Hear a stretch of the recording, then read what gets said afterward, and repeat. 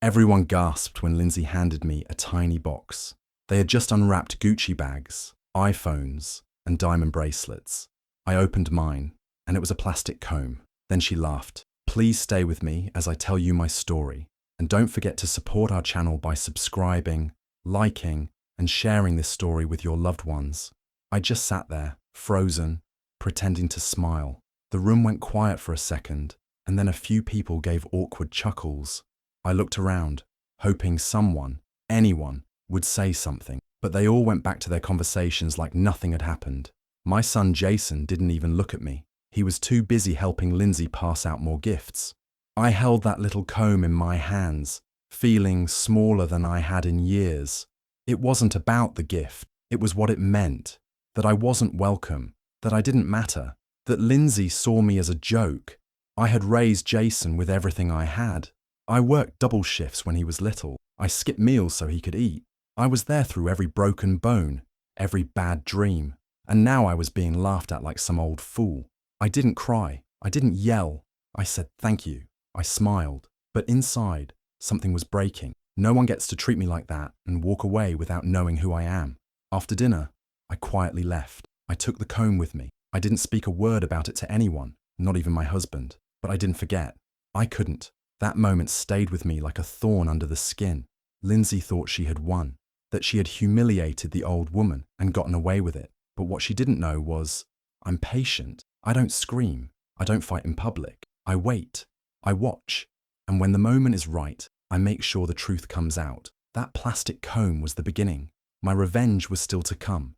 I remember the years leading up to that awful Christmas morning like a slow, painful movie. At first, Lindsay seemed like the perfect daughter-in-law. She was polite, always smiling, always offering to help clean up after dinner. She brought wine, played with the kids, and called me Mom with that sweet little voice. Everyone adored her, especially Jason. And that's what made it so hard. He was completely blinded by her. But behind those perfect manners was something colder. Lindsay had a way of saying things that sounded harmless, but left little bruises on my heart. It started small. Once, during a family meal, she said, Mary, your food reminds me of old home recipes, plain and simple. She smiled when she said it, but I knew what she meant. Another time, when I brought gifts for the grandkids, she pulled me aside and whispered, you don't need to spoil them just to get their attention. I was stunned, but I stayed quiet. I didn't want to create drama in my son's house.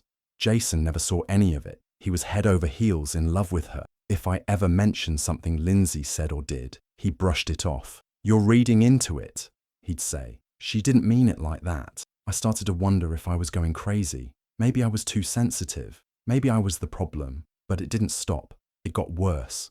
Lindsay took every opportunity to make me feel small, but she always did it with that sugary voice and sweet smile. If I made a suggestion about the kids, she'd gently correct me in front of everyone. Oh, we don't do screen time anymore, Mary. But that's okay. You didn't know. If I complimented her cooking, she'd say, thanks. I'm sure Jason had to get used to flavor after growing up. I could feel myself disappearing in that house. I used to be the center of Jason's world. I raised him on my own, worked long nights, skipped meals, did everything for him. And now, I felt like a guest no one wanted, but I kept my head high. I smiled when she smiled. I said thank you when she handed me subtle insults wrapped in politeness. But inside, I was taking notes. Lindsay thought she was clever. She thought I was weak. What she didn't know was that I'd already begun planning the day I'd remind her exactly who I was. After that Christmas morning, the one with the plastic comb, I couldn't hold it in anymore. I waited a few days, trying to calm myself down, trying to make sure I wasn't just being emotional, but the hurt kept boiling inside me. I didn't want to start a fight. I just wanted to be heard. So I called Jason. I told him everything, how it felt sitting in his living room while everyone opened luxury gifts, Gucci, iPhones, jewelry, and then I got handed a tiny plastic comb. I told him about the way Lindsay looked at me when I opened it, that smirk, that laugh. I tried not to cry as I spoke. Jason was quiet for a second. Then he sighed and said, Mum, you're reading into things too much.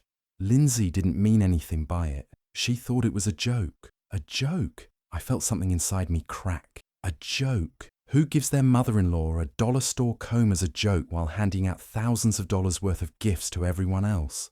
But Jason kept defending her. She didn't mean to hurt you, he said. You're being too sensitive. I hung up feeling smaller than I ever had, but I wasn't done. I turned to Tom, my husband. I told him everything, hoping at least he would see the truth. But even he looked unsure. Maybe it really was just a joke, he said. You know how women sometimes have misunderstanding. That's when I realized I was alone in this. No one saw it. Or maybe they didn't want to see it. They didn't live in my shoes. They didn't hear all the sharp comments Lindsay made when no one else was around. They didn't see the look in her eyes when she handed me that comb. For the first time, I felt like I didn't belong in my own family. My son thought I was dramatic. My husband thought I was imagining things. And Lindsay, she just kept smiling like nothing happened. But I wasn't imagining it. I wasn't crazy. I knew what I saw, what I felt. And in that moment of betrayal, I promised myself I wouldn't let her get away with it. She thought she'd broken me, but really, she woke something up. After that phone call with Jason and the silence from Tom, I knew I was on my own. But I also knew one thing for sure. Lindsay was not as innocent as everyone thought. She wanted to make me look crazy, over-emotional, jealous. But I've been a mother for over 30 years. I know when someone is playing games, and I wasn't about to sit back and let her win. So I changed my approach. No more complaints, no more trying to prove anything to Jason or anyone else. I smiled. I played the role of the sweet, harmless mother-in-law. I brought cookies when I visited. I complimented Lindsay's cooking. I even laughed at her jokes. But inside, I flipped a switch. I was now in observation mode. It didn't take long to start noticing things. One day I overheard Lindsay telling Jason that she had to cancel her dentist appointment because they were tight on money. She said she didn't want to put pressure on him, but she just couldn't afford it right now. Jason hugged her, looked so concerned. But the next day, I saw her post pictures of her new manicure and a girl's brunch on Instagram at a place that costs more than what I spend in a week. She hadn't cancelled anything. She was just playing him. Another time, I was at the house and heard her on the phone with one of her friends, saying, Jason has no idea I use the savings account for my card bills. He never checks it. That's what I love about him. He trusts me too much. My heart dropped. She was using his trust as a weapon. So I started writing things down. Little things she said, the lies, the twisted stories, even screenshots when I could get them. I became careful. I started asking gentle questions. How's work been, sweetie? You still working late with Marcus? She'd pause for a second, just long enough for me to know she noticed. Oh, yeah, just a few late nights here and there. She thought I was clueless, just a tired, aging mother-in-law who didn't know how to use her phone properly. What she didn't know was that I had a sharp memory, a sharper eye, and a long list of things she thought no one would ever catch. She wanted to play games? Fine, but now I was in it too. And I don't lose. It happened on a quiet Thursday afternoon. I had stopped by Jason and Lindsay's house to drop off a casserole. Lindsay wasn't home, and Jason had run out to get something. I was alone in the living room, waiting, when I noticed Lindsay's iPad on the couch beside me. The screen was still lit. She must have just used it. At first, I told myself to look away. It wasn't my business, but something deep inside tugged at me, a quiet, steady feeling I couldn't ignore. Maybe it was instinct, maybe curiosity, or maybe it was God showing me the truth I'd been searching for. I picked it up. What I saw made my stomach turn. Her iMessages were open. Right there, on the screen, was a thread between her and someone named Marcus. The same Marcus I'd heard her mention casually at dinners. Her boss. I started reading, and within seconds, I knew exactly what was going on. There were texts like, "Last night was amazing, I can't stop thinking about it." Another read, "I miss the way you touched me in the elevator." Some of them were more graphic than I care to repeat. Photos too, selfies she wouldn't want her husband or anyone's mother to see. I just sat there for a moment, stunned. My hands shook, not just because of the betrayal, but because of how bold she had been, how sure she was that no one would ever find out. But I had found out, and I wasn't going to let the opportunity slip away. I took out my phone, quietly and carefully, and I began taking screenshots of every message, every picture, every date and timestamp. I emailed them to myself. then deleted the evidence of that email from the iPad sent folder. I wiped the screen, placed it exactly where I found it, and sat back down as if nothing had happened. My heart was racing, my body felt cold, but my mind was crystal clear. This was the moment I'd been waiting for, not to destroy Lindsay, but to finally be believed, to finally prove that I wasn't crazy, that I wasn't imagining her cruelty. She had just handed me the truth on a silver platter. Now all I had to do was wait. I had the truth. I had every message, every photo, every detail, but I didn't rush to expose her. No, I've lived long enough to know that timing matters. If I had marched up to Jason with those screenshots, he would have defended her like he always did. You invaded her privacy, Mum. You're trying to break us up. I could already hear the arguments, so I stayed calm. I waited, and I played the long game. I showed up with cookies. I offered to babysit.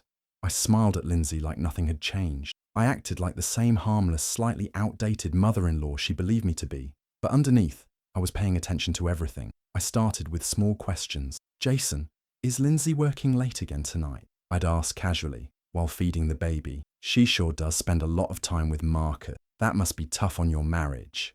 He would brush it off with a short laugh, but I noticed how his eyes stopped smiling. Another time, I said, funny how often she texts him. That's a close boss-employee relationship. Jason said nothing, but I saw his jaw tighten. That's when I knew he was starting to wonder, just a little. I never accused. I never showed anger. I just made him think. At the same time, I made sure to look like the perfect grandma. I helped with the kids. I praised Lindsay's cooking when she bothered to cook, and I never said a single negative word to her face. That's what made it all work. She believed she still had me fooled. Meanwhile, I started gathering more small signs, receipts, Instagram posts that didn't match the stories she told, little cracks she didn't think anyone would notice. I built a folder on my phone, labeled insurance. It was my backup plan, and it was growing every day. Jason started to notice things too. He'd say, Mum, Lindsay's been acting distant. I'd nod gently, saying, marriage has its ups and downs. Just keep your eyes open, sweetheart. I didn't need to blow things up. I didn't need to scream or cry. I just needed time. The truth had a way of revealing itself when people least expected it. And when it did, I would be ready. Not just with proof, but with peace, because I had done it the smart way. I wasn't just waiting, I was preparing. I knew Lindsay would eventually catch on. She was clever, sly even, and it didn't take long before she started to feel the shift. I wasn't reacting like I used to. I wasn't doubting myself anymore. And worst of all, for her, I wasn't staying silent, so she did what manipulators do best. She twisted the story. One evening, Jason showed up at my door, his face hard, eyes full of confusion and frustration. He didn't even sit down. Mum, he said, what are you trying to do to my marriage? I stood there, holding a cup of tea, not sure what to say. He told me Lindsay had been crying, that she felt unsafe around me, that she thought I hated her and was trying to poison Jason against her. And then came the sentence that hit me like a punch in the chest. I think it's best if you don't come around for a while. I felt the air leave my lungs. I stared at my son, my only child, and I barely recognized him. I had raised him to be thoughtful, kind, and strong. But there he was, standing in my doorway, choosing her lies over my love. It broke something inside me. I've done nothing but try to protect you, I said softly. He shook his head. You're jealous of her. You never liked her. That wasn't true. I had tried. I had welcomed Lindsay with open arms. I had given her the benefit of the doubt more times than I could count, but she didn't want peace. She wanted control, and now she had it. Jason left without hugging me. He didn't look back. I stood in the silence of my house, tea going cold in my hands, and felt something deeper than anger. I felt erased, replaced in my own son's life. But even as the tears came, even as my knees buckled onto the couch, I knew one thing clearly. This wasn't over. She might have turned him against me for now, but the truth has weight. It waits. It works in the quiet. I still had everything I had gathered. And more importantly, I had time. I might have been shut out for the moment, but I wasn't done. Not by a long shot. It had been exactly 1 year since that Christmas. The day I sat quietly, humiliated, holding a plastic comb, while everyone else unwrapped luxury gifts. A year since Lindsay laughed and Jason said nothing. A year since I was pushed out of my own son's life like I was just some bitter old woman. But I hadn't wasted that time. I waited. I watched. And now I was ready. That December, I sent a gift. It was wrapped in gold paper with a red ribbon. No name, just a tag that said from Santa. Inside the box, carefully placed, were printed screenshots of Lindsay's messages with Marcus, flirty texts, explicit photos, late-night chats, hotel confirmations, every lie she ever told printed in black and white. Alongside it, I placed one last item, a plastic comb, just like the one she gave me. Christmas morning came. I wasn't there, of course. I wasn't invited, but I didn't need to be. Later that day, I heard from my neighbour across the street, Mrs. Patton, who had been invited over briefly with her daughter. She told me how everything looked perfect. Stockings, music, food, and Lindsay in her usual hostess of the year mood. Until she opened the box. Apparently she went pale. The room went silent. Jason reached over, picked up the papers, and started reading and reading. Then he stopped at the photo of her and Marcus, standing outside a hotel, arms around each other. Lindsay tried to snatch it out of his hands, but it was too late. Everyone saw.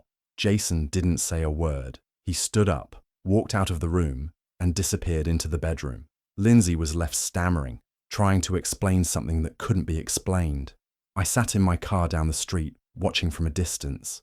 I didn't need to see the details to know the moment had landed. My hands were steady on the steering wheel. My heart was quiet. This wasn't revenge out of hate. It was justice.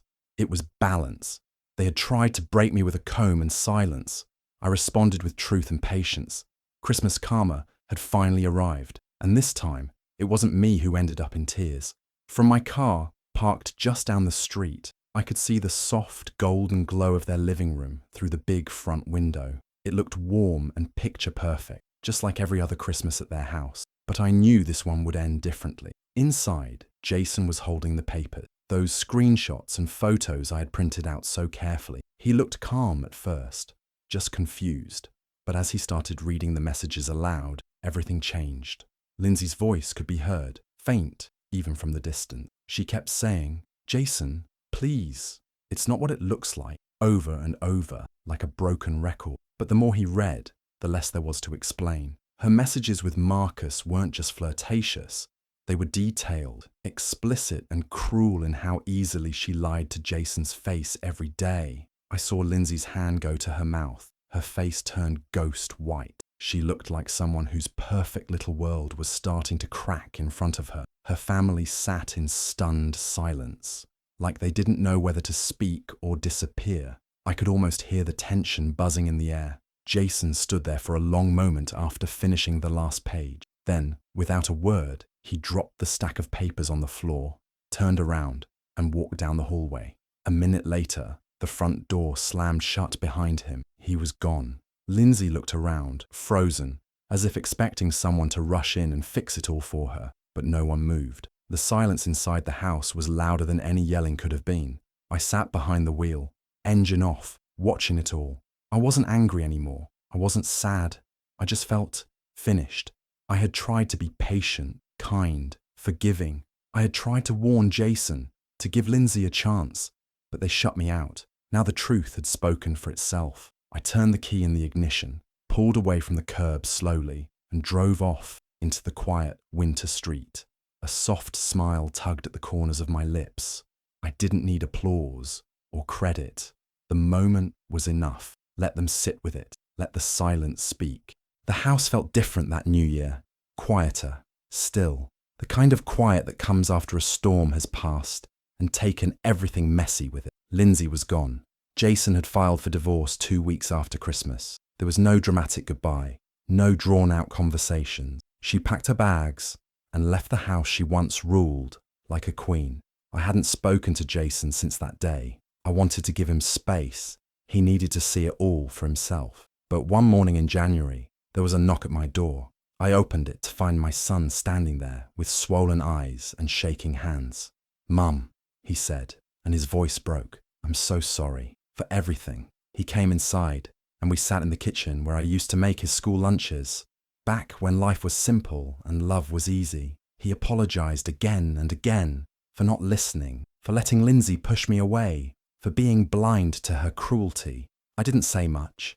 I just held his hand. We both cried a little. There was pain, yes, but there was also healing. In the months that followed, we started rebuilding, slowly, one visit at a time. He brought the kids over more often. We talked like mother and son again, not strangers. He listened now, really listened, and for the first time in years, I felt seen. The next Christmas, we decided to do something small and cozy, just family, no showy decorations, no giant gifts, just love, warmth, and laughter. I brought a little surprise though, something small, carefully wrapped in velvet pouches. When it came time for presents, I handed them out, one to Jason, one to each of my grandkids. Inside each pouch was a fine-toothed gold comb, simple, beautiful, symbolic. Jason opened his and smiled with tears in his eyes. He understood.